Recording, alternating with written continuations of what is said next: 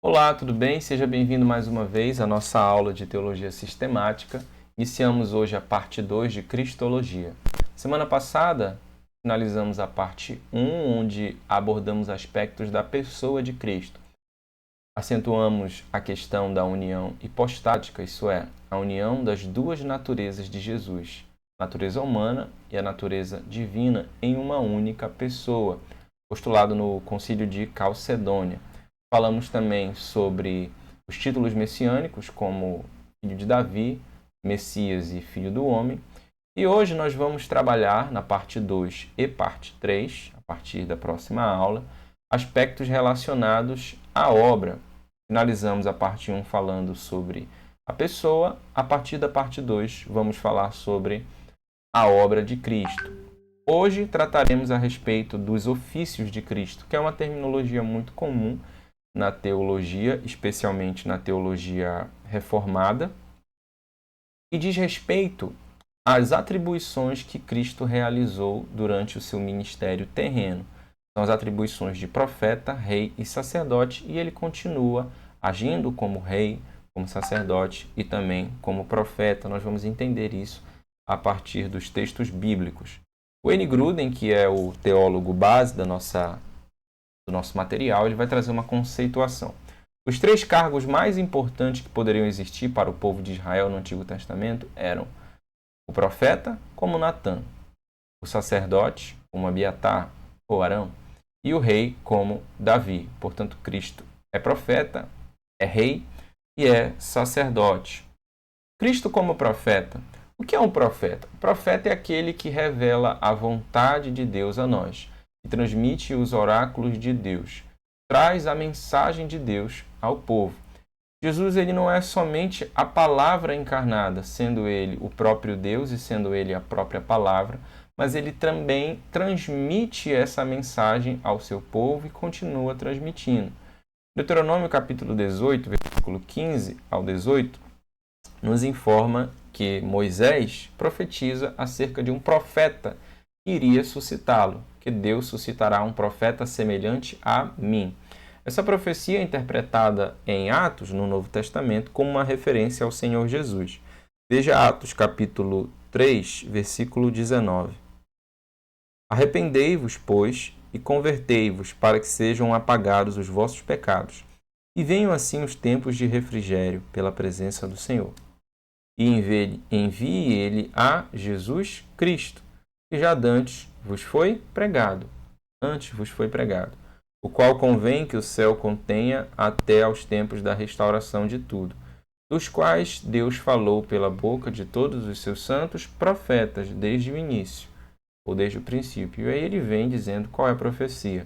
Porque Moisés disse: o Senhor vosso Deus levantará dentre vossos irmãos um profeta semelhante a mim. A ele ouvireis em tudo quanto vos disser. Acontecerá que toda alma que não escutar esse profeta será exterminada dentre o povo. E todos os profetas, desde Samuel, todos quantos depois falaram, também anunciaram estes dias. Os profetas anunciaram os dias que o grande profeta viria, seria o Senhor Jesus.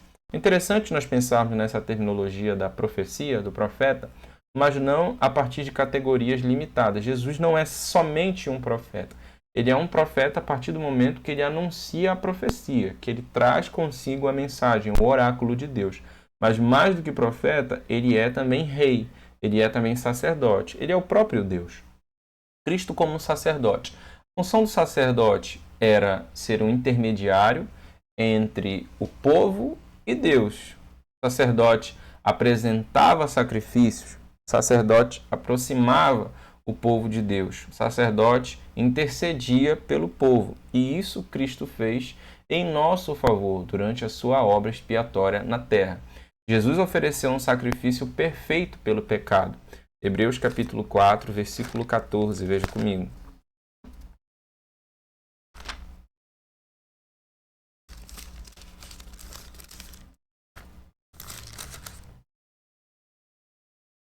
Visto que temos um grande sumo sacerdote, Jesus, Filho de Deus, que penetrou nos céus, retenhamos firmemente a nossa confissão.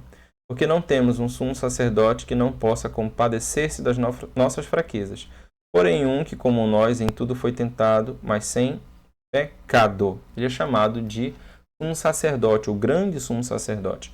Cheguemos, pois, com confiança ao trono da graça, para que possamos alcançar misericórdia e achar graça, a fim de sermos ajudados em tempo oportuno. Hebreus 9, 24. Porque Cristo não entrou num santuário feito por mãos, figura do verdadeiro, porém no mesmo céu, para agora comparecer por nós perante a face de Deus. Jesus nos aproxima continuamente de Deus, como um sacerdote fazia. Hebreus capítulo 6, versículo 19. A qual temos como âncora da alma segura e firme, e que penetra até o interior do véu, onde Jesus, nosso precursor, entrou por nós, feito eternamente sumo sacerdote, segundo a ordem de Melquisedeque. Hebreus 6, 19 e 20. Hebreus 9, 24, já foi lido por nós. E Jesus, como sacerdote, o sumo sacerdote, ele ora, intercede continuamente por nós. Hebreus 7, 25. Portanto, pode também salvar perfeitamente que por eles se chegam a Deus, vivendo sempre para interceder por eles, porque nos convinha tal um sacerdote, santo, inocente, imaculado, separado dos pecadores e feito mais sublime do que os céus, que não necessitasse, como sumo sacerdote, de oferecer cada dia sacrifícios, primeiramente por seus próprios pecados, e depois pelos do povo, porque isto ele fez uma vez, oferecendo-se a si mesmo. Então ele se ofereceu como um sacrifício, ele nos aproxima de Deus e continua intercedendo por nós, nos informam os textos de Hebreus. A leitura da Epístola aos Hebreus é uma pregação em favor, uma defesa do sumo sacerdócio do Senhor Jesus. O sumo sacerdócio de Jesus é segundo a ordem de Melquisedeque, é superior ao sumo sacerdócio da antiga aliança, que era segundo a ordem levítica de Arão. Ele é da tribo de Judá e ele oferece sacrifícios porque ele vem da ordem de Melquisedeque. Ele é o grande sumo sacerdote. E Cristo, como rei, ele é o rei do reino de Deus. Arrependei-vos porque é chegado o reino de Deus. Ele foi reconhecido como rei pelo povo, rei dos judeus. E, após a sua ressurreição, o Pai o exaltou. Ele está sentado à direita de Deus. A autoridade real será plenamente reconhecida na parousia. A parousia é o encontro, é a segunda vinda de Jesus Cristo. É um termo técnico para referenciar a chegada de Jesus. Então, ele é o grande rei, ele é o grande sumo sacerdote, ele é o grande profeta. Agora vamos falar sobre a expiação, que seria a... De vez em quando eu levanto a mão, gente, não reparem, é para saber se a câmera está normal. A expiação diz respeito a toda a obra que Jesus realizou durante o seu ministério terreno em nosso favor. Expiação é um termo que significa cobrir, significa a mesma coisa que propiciação. Nós vamos estudar esses termos pontualmente, mas quando nós pensamos na obra de Jesus, geralmente trazemos à tona aspectos da sua morte na cruz. Mas a expiação não diz respeito somente à morte de Jesus na cruz, mas também à sua vida. Somos salvos por sua morte e somos salvos também pela sua vida. O que é expiação? Expiação é a obra que Jesus realizou em nosso favor para a nossa salvação. Um texto que é excelente, um texto que é muito cabível para nós tratarmos sobre a expiação, é o texto de Romanos, capítulo 3, de 23 ao 26. Alguns chamam de Acrópole da Fé, porque esse texto ele traz um resumo da mensagem do Evangelho e Paulo vai utilizar várias terminologias aqui que serão explicadas. Pois todos pecaram e carecem da glória de Deus, sendo justificados, justificação, gratuitamente, por sua graça, mediante a redenção que há em Cristo Jesus, a quem Deus propôs no seu sangue como propiciação, mediante a fé, para manifestar a sua justiça, por ter Deus, na sua tolerância, deixado os anteriormente cometidos, tendo em vista a manifestação da sua justiça no tempo presente, para ele mesmo ser justo e justificador daquele que tem fé em Jesus. Paulo utiliza diversos termos aqui, essas terminologias têm relação com o contexto imediato do primeiro século. Bom, propiciação. Por sua graça, mediante a redenção que há em Cristo Jesus, a quem Deus propôs no seu sangue como propiciação. Propiciação é um termo retirado do contexto do templo. Quando um sacrifício era oferecido a Deus, o ofertante do sacrifício, no caso o sumo sacerdote, ele está pedindo que Deus torne-se propício ao homem, torne-se favorável. Isto era uma realidade não somente na religião judaica, mas também nas religiões pagãs. Por exemplo, um sacrifício está sendo oferecido a Poseidon durante uma viagem em que um mercador precisará atravessar o oceano, atravessar os mares. Então ele pede que Poseidon acalme os mares, por isso oferece um sacrifício de propiciação, para que ele se torne propício. No caso, o conceito é semelhante. Hebreus diz que sem derramamento de sangue não há remissão de pecados. E através dos sacrifícios que são oferecidos no contexto do Antigo Testamento, o sacrificante está pedindo que Deus torne-se propício, apesar de que não era o sacrifício que perdoava. Paulo vai clarificar isso mais à frente. Vai dizer que o sacrifício de touros e bodes não podiam perdoar pecados, mas é pela fé. O homem, ninguém será justificado diante de Deus mediante obras da lei, mas somente pela fé. Mas o sentido de propiciação é oferecer-se em sacrifício a Deus pedindo o seu favor. No caso, essa linguagem é tirada do templo e Cristo morreu como propiciação pelos nossos pecados. Romanos 3,25 vai nos informar a respeito disso. Ele estava pedindo que Deus se tornasse favorável a nós que estávamos em perdição e inimigos de Deus. Justificação é um dos mais importantes. O que é dito lá em Romanos 3,23? Todos pecaram e carecem da glória de Deus, sendo justificados. Ou então, justificados, pois, temos paz com Deus. Diversos textos que falam da justificação. O que é justificação? É um texto tirado do contexto um termo tirado do contexto legal, jurídico, de um tribunal. Então é como se Deus estivesse diante do tribunal, do seu tribunal, batendo o martelo e dizendo: este homem agora é considerado inocente. Havia um réu, havia um juiz que iria condenar, julgar esse réu, e diante do sacrifício de Cristo, de propiciação, agora nós fomos considerados inocentes. O preço foi pago.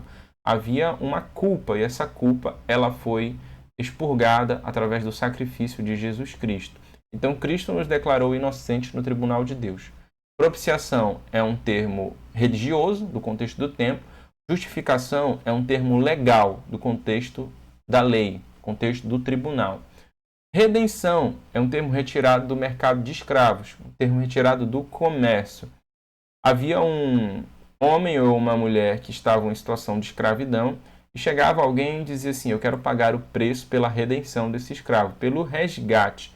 Por isso Cristo pagou o preço pela nossa libertação do pecado. Éramos escravos do pecado.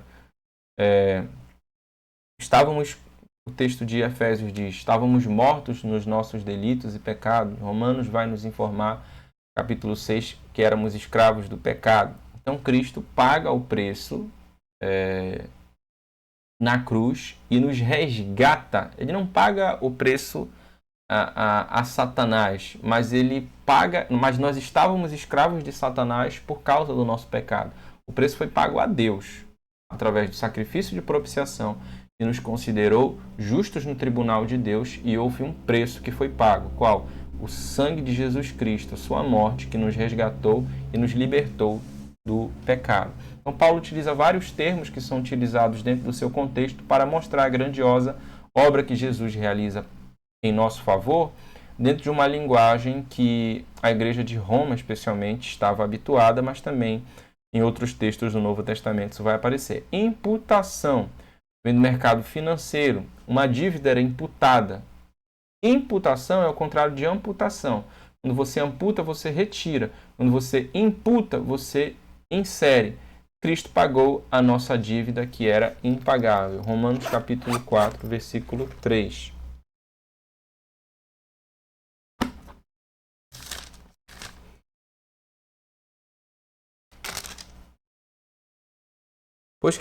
Pois que diz a Escritura, creu Abraão a Deus e isto foi-lhe imputado como justiça. Ser imputado é ser inserido a respeito de algo. Nós recebemos a imputação da justiça de Cristo. Mas eu quero fazer um parêntese com relação à imputação, colocar de lado por um instante, e nós vamos já trabalhar com mais detalhes esse termo, que ele é importante. Reconciliação. Reconciliação é o contrário de separação. Cristo nos trouxe de volta a comunhão com Deus, estando nós separados dele. Sacrifício. Sacrifício também é tirado do contexto do tempo, vem do conceito de substituição. Cristo morreu como um substituto, um sacrifício por nós. Então, propiciação, justificação, redenção, imputação, reconciliação, sacrifício, cada um traz um conceito dentro de um ambiente específico e Paulo e os autores neotestamentários estão utilizando essas linguagens para poder explicar o que Cristo fez em nosso favor. O conceito de expiação. Expiação é a obra que Cristo realizou em sua vida e morte. Veja, não é só a morte, mas também na sua vida para obter a nossa salvação. Wayne Grudem. J. Parker. Expiação significa consertar, apagar a ofensa e dar satisfação por erros cometidos, reconciliando assim as pessoas separadas e restaurando entre elas a relação rompida. Luiz Berkoff. A doutrina da expiação é o coração do Evangelho. Vamos falar sobre a causa da expiação e a sua natureza. A causa é por que expiação, a natureza é o que é expiação. Bom, a causa da expiação, em primeiro lugar, é a depravação total. Lembra que nós estudamos, não iremos estudar ainda a respeito da soteriologia. Depravação total é a natureza do homem totalmente corrompida diante do pecado, tanto para o arminianismo quanto para o calvinismo. É o pecado universal que nos escraviza e que nos faz reféns da morte, que nos faz reféns da natureza carnal e das trevas. Então, enquanto mortos nos nossos delitos e pecados, necessitamos de um Salvador, necessitamos de uma intervenção da parte divina, necessitamos de uma expiação, de um resgate, de uma obra de salvação no nosso favor. Então, todos os seres humanos são pecadores e ofensores de um Deus santo. Qual é a causa primária da expiação? A nossa queda. A causa primária da expiação, o nosso pecado. A causa primária da expiação, a nossa realidade de perdição. O pecado deve ser punido. Pecamos contra Deus. Deus é um justo juiz. Ele é totalmente santo, totalmente reto, totalmente justo em seus juízos. Por termos ofendido a Deus, haverá uma consequência. Qual é a consequência? O castigo, o salário do pecado é a morte, nos diz Romanos. Gênesis também diz, no dia que comeres desse fruto, certamente morrerás. Então, a condenação do pecado é a morte, é o castigo, é o juízo eterno. Todos nós éramos pecadores. Todos nós deveríamos receber a punição. Entretanto, não há nada que nós possamos fazer para resolver esse problema. A justiça própria do ser humano é insensatez diante de Deus. Paulo diz que os nossos atos de justiça são como trapos de imundície. Isaías diz, não há um justo, nenhum sequer. E Paulo reafirma isso. Então, qual é a necessidade da expiação? A expiação, ela vem como uma solução, como um remédio para a nossa doença incurável, como um pagamento para a nossa dívida impagável, como um perdão para o nosso pecado imperdoável, no caso foi perdoado pelo Senhor Jesus Cristo. Então, apenas Cristo fez a expiação eficaz pelos nossos pecados, tanto passados, quanto presentes, quanto futuros. A sua obra foi perfeita. Expiação significa cobrir, resgatar, oferecendo um sacrifício. No Antigo Testamento, o sangue de animais era sem defeito. Sem defeito era utilizado para fazer expiação pelas vossas almas, citando Levítico 17:11. E como se compreende a expiação? Bom, a expiação, dentro da teologia, especialmente protestante, ela é observada a partir de dois aspectos. Aquilo que é chamado pelos reformadores de obediência ativa e obediência passiva. O que é obediência ativa? A obediência ativa diz respeito à vida perfeita que Cristo viveu, cumprindo toda a lei de Deus, tornando-se justo em nosso favor. A obediência passiva diz respeito à morte de Cristo, dada em nosso favor para a remissão dos nossos pecados. Geralmente, quando pensamos na obra de Deus, na obra de Cristo para o nosso perdão, pensamos somente na sua morte. Mas não somente a sua morte nos salvou, a sua vida. Eu gosto de usar um exemplo para poder clarificar o que Cristo fez em nosso favor.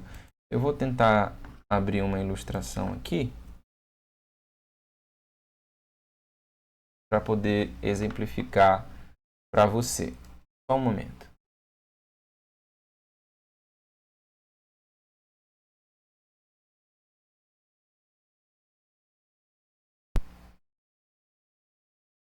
Bom, imagine o seguinte. O nosso estado enquanto humanidade ele pode ser representado a partir de duas colunas, tirando um exemplo aqui do mercado financeiro. A primeira coluna diz respeito ao nosso débito.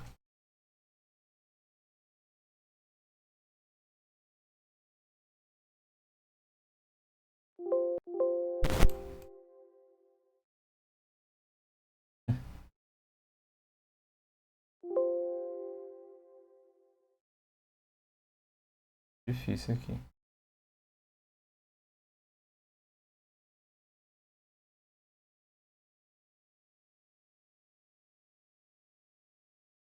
Gente.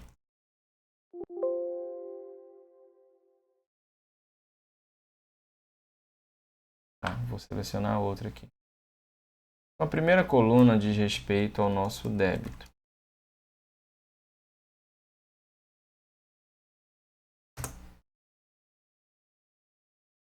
E a segunda coluna diz respeito ao nosso crédito.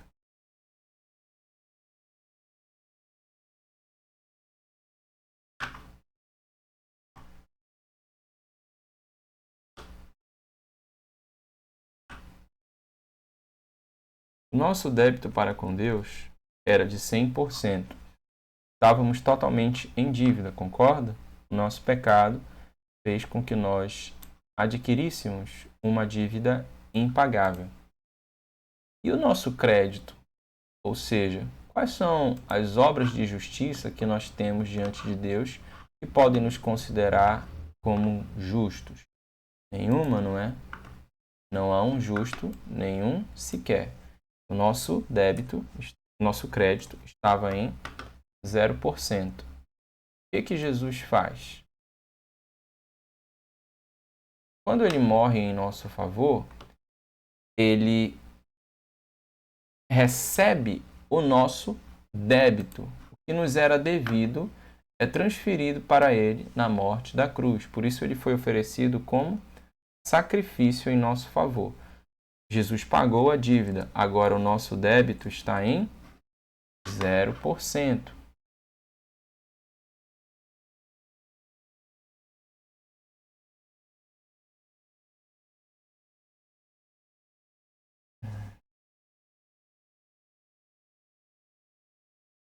Mas, ainda que estejamos... Está bem difícil de mexer aqui, a gente está dando um bug.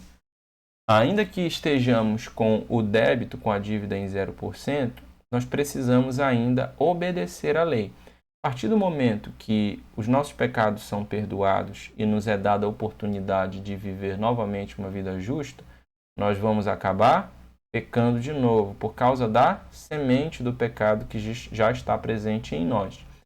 Cristo, ele nos perdoa através do seu sacrifício e ele nos faz justos através da sua vida. Ele obedece à lei de Deus. Agora o nosso crédito está em 100%. O nosso débito, que era 100%, foi para zero.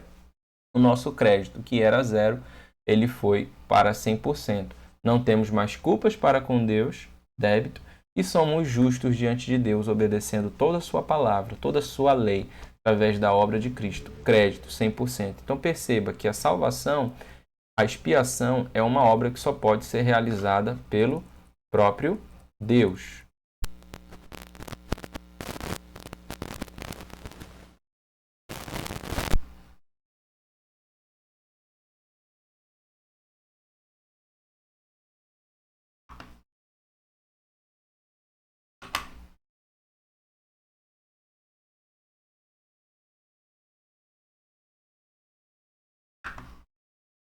Isso é chamado na teologia de dupla imputação. Como assim? Já falei que imputação é o contrário de amputação. Na amputação você tira, na imputação você coloca. Na dupla imputação, Jesus imputa a nós a sua justiça através da sua vida. Ele vive uma vida perfeita. Isso nos é imputado como justiça e nós imputamos a ele os nossos pecados, que são sanados, liquidados na cruz do Calvário. Há uma troca, uma dupla imputação, chamado também de obediência ativa, que é a vida de Cristo, e obediência passiva, que é a sua morte na cruz. Isso foi percebido a partir da Reforma Protestante, na realidade, possivelmente reafirmado. A doutrina da expiação, uma doutrina que se encontra de forma vasta, tanto no Antigo quanto no Novo Testamento, e quando nós olhamos para a vida de Cristo Jesus e para a sua morte, nós podemos fazer essa separação didática para ensinar os outros e compreender qual foi a obra que Jesus realizou em nosso favor, sua vida e sua morte. Tem um vídeo aqui do R6 Pro que vai clarificar isso, vai ser melhor explicado ainda para que você possa fixar essa compreensão.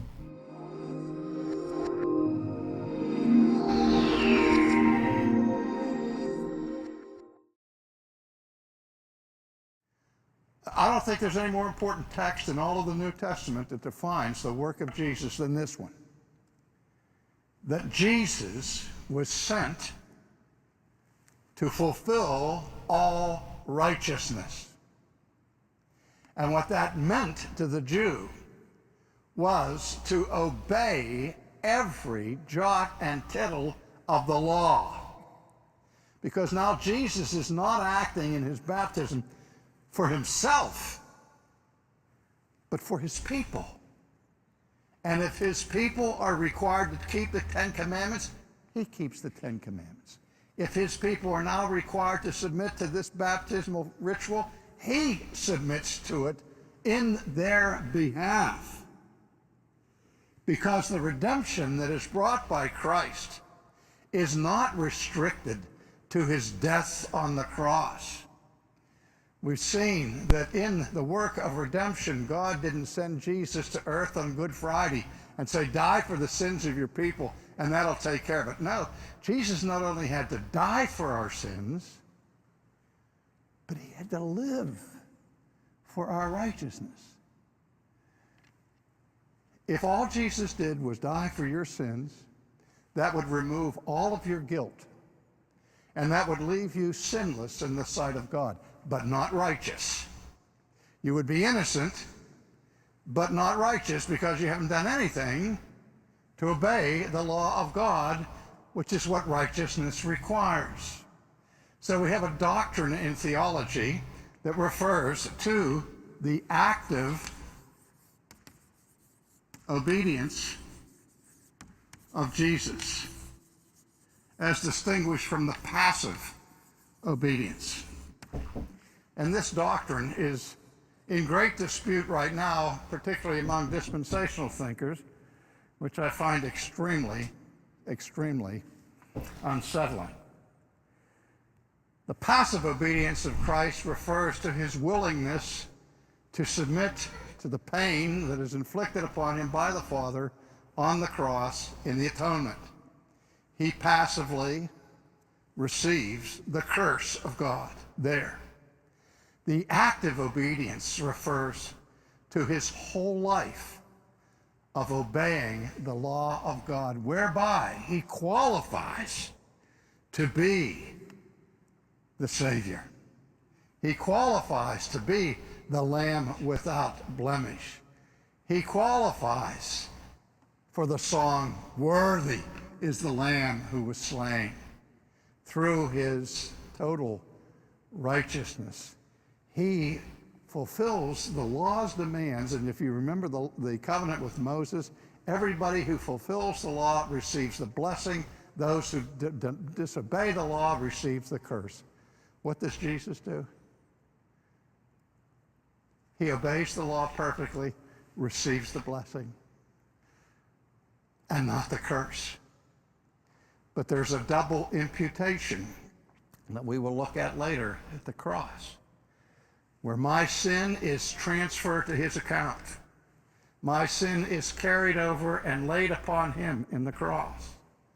But in our redemption, his righteousness is imputed to us, which righteousness he wouldn't have if he didn't live this life of perfect obedience. So what I'm saying to you is that his life of perfect obedience is just as necessary for our salvation as his perfect atonement on the cross, because there's double imputation. My sin to him, his righteousness to me. So that is what the scripture is getting at when it says Jesus is our righteousness. Então, a causa da expiação é o amor e a justiça de Deus. Estávamos em perdição, mortos nos nossos delitos e pecados, o amor de Deus se manifestou e a sua justiça também, porque ele morreu como um sacrifício em nosso lugar, né? Saciou toda a justiça de Deus, porque Deus nos castigaria, então era necessário que fosse oferecido um sacrifício para saciar essa justiça. E a natureza é que Jesus obedeceu ao Pai em nosso lugar, tornando-nos justos, cumprindo de maneira perfeita as exigências da lei, e também, faltou incluir aqui, ele morreu em nosso lugar, levando consigo a culpa dos nossos pecados. Finalizando, a respeito da expiação, ressurreição e ascensão. A morte de Cristo só faz sentido à luz da sua ressurreição. E a ressurreição é o atestado, é o brado de vitória de que Jesus venceu a morte. No Antigo Testamento haviam profecias a respeito da ressurreição de Jesus Cristo, inclusive Salmos 16:10, veja comigo.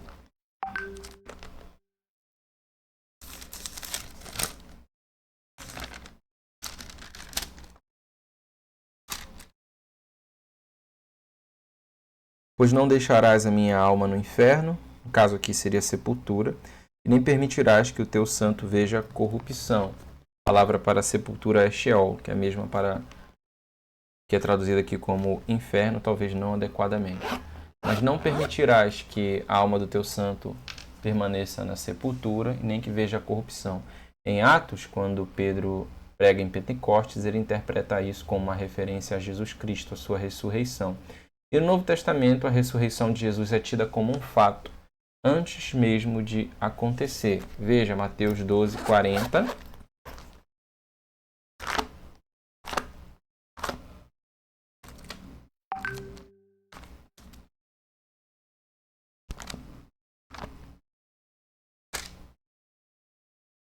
Pois como Jonas esteve 3 dias e 3 noites no ventre da baleia, assim estará o Filho do Homem 3 dias e 3 noites no seio da terra. Jesus já profetiza a respeito da sua ressurreição.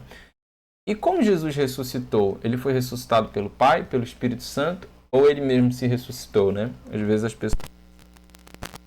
A Trindade é uma só. Tanto o Pai, o Filho e o Espírito Santo ressuscitaram o Senhor Jesus Cristo, né? O Filho se ressuscitou, o Pai ressuscitou a ele e o Espírito Santo o ressuscitou. Veja Romanos 6:4.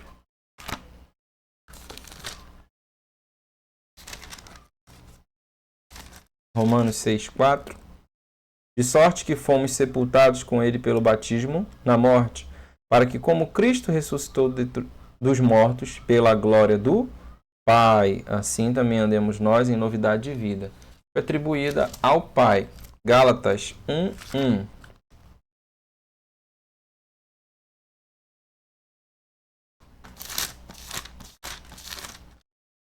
Paulo, apóstolo, não da parte dos homens, nem por homem algum, mas por Jesus Cristo e por Deus Pai, que o ressuscitou dos mortos. Foi atribuída ao Espírito Santo. Romanos 1:4.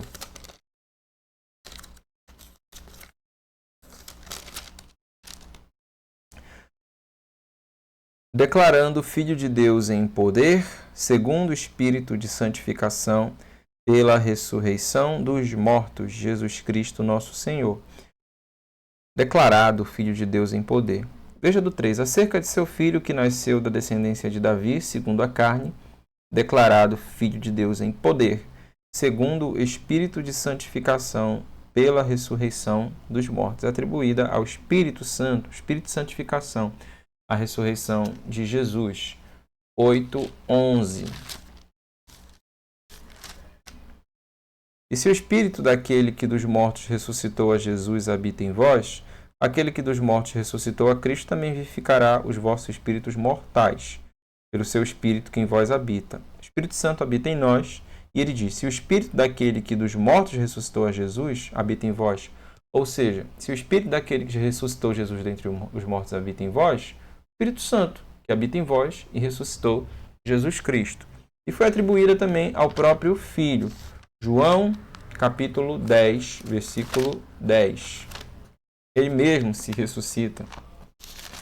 10:18, perdão. 10:18. Ninguém me tira de mim, mas eu de mim mesmo a dou. Tenho poder para dar e o poder para tomá-la, tomá-la. Este mandamento recebi de meu Pai. 2:19, João 2:19 ao 21. Jesus respondeu e disse-lhes, derribai este templo e em 3 dias o levantarei. Disseram, pois, os judeus, em 46 anos foi edificado este templo, e tu o levantarás em 3 dias? Mas ele falava do templo do seu corpo. E eu o levantarei. Jesus Cristo ressuscitaria o seu corpo, que estava na sepultura. E a partir desse tema da sepultura, por isso que eu falei que a tradução de inferno não seria muito adequada lá no Salmo 16, para Sheol, nós vamos entender a respeito de uma possível descida de Cristo ao inferno, como diz aquela música. Tomou as chaves das mãos do diabo, abriu minhas cadeias. Será que Jesus desceu ao inferno, tomou as chaves da mão do diabo, subiu aos céus? Isso é um assunto controverso, mas nós vamos estudar essa possível descida de Jesus Cristo ao inferno, conforme nos é ensinado, né? Foi ensinado na antiga casa, no Credo Apostólico, desceu à mansão dos mortos, ressuscitou. Então Jesus desceu ao inferno mesmo? Existe algum versículo que trata sobre isso? Ou ele não desceu ao inferno? É o terceiro tema de Cristologia. Até a próxima aula.